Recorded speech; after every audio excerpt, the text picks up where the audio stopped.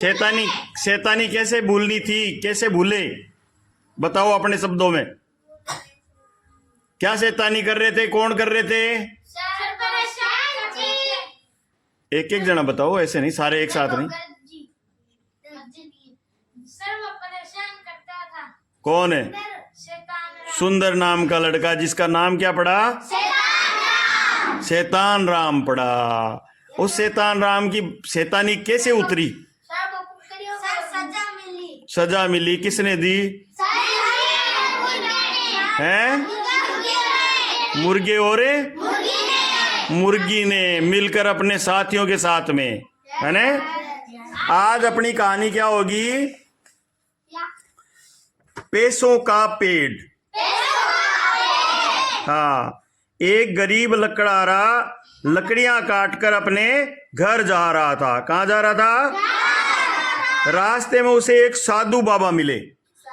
साधु बाबा कौन होते हैं? जो तपस्या करते हैं। साधु बाबा जंगल में रहते हैं, है ना। तो वो साधु बाबा किसको मिले? किसको मिले? लकड़हारा। लकड़हारा कौन होता है? जो लकड़ी जंगल में से काटकर और वो बाजार में लाके बेचता है ना। उसको लकड़ी काटने वाले को क्या कहते हैं? लकड़हारा कहते हैं। सर्दियों के दिन थे, जैसे अब धीरे धीरे सर्दियां आ रही है, गर्मी आ रही है, सर्दी आ रही है, तभी आप स्कूल में आते समय लेट हो रहे हो सब, है ना। टाइम टेबल गड़बड़ा रहा है, गड़बड़ा रहा है ना। नहीं तो 8:30 से पहले पहले आपको यहाँ आना होता है प्रार्थना। हाँ, अब क्यों नहीं निकल रहे? निकलने का समय आपका अभी भी होना चाहिए ना। हाँ, लकड़हारे ने कुछ लकड़ियां साधु बाबा के पास जला दी। क्यों जला दी? क्योंकि उनको सर्दी लग रही थी, सर्दी के दिन थे। समझ में आई?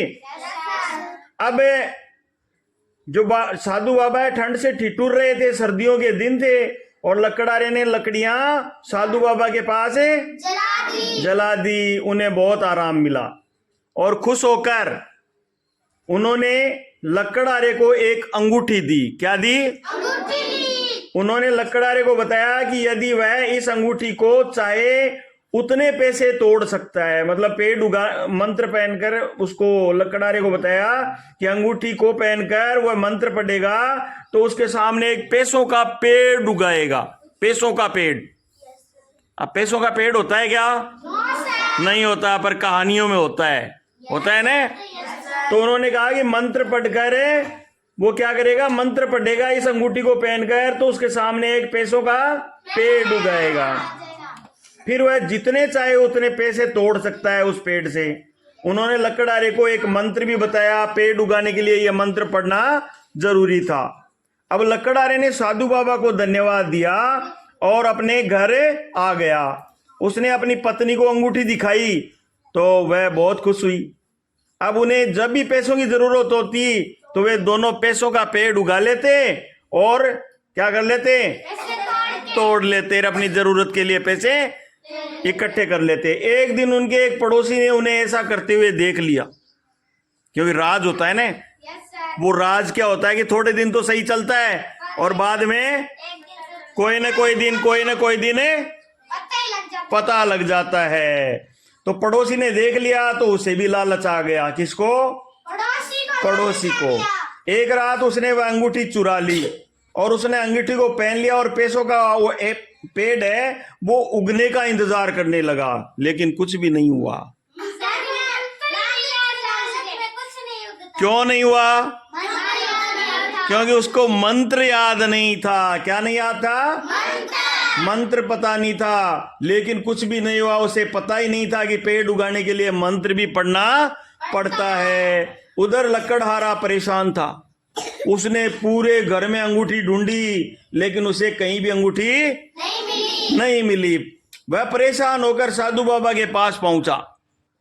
साधु बाबा ने अपनी शक्ति से चोर का पता लगा लिया।